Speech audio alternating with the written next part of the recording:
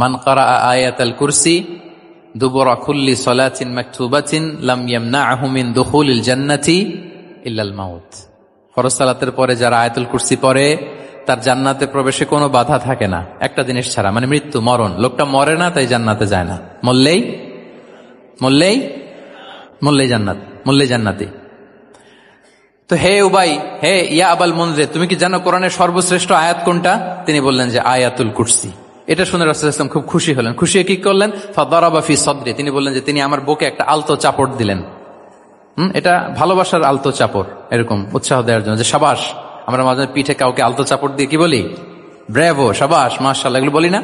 তো রাসূলুল্লাহ সাল্লাল্লাহু আলাইহি ওয়াসাল্লাম বুকে আলতো চাপড় দিয়ে বললেন, ওয়াল্লাহি লিয়াহনিকাল ইলমু আবাল মুনজির, তোমার ইলম, তোমার জ্ঞান কল্যাণময় হোক হে আবাল মুনজির, মোবারক হোক তোমার জন্য তোমার ইলম, may knowledge be present for you, তোমার জ্ঞানটা বরকতময় হোক, কল্যাণময় হোক।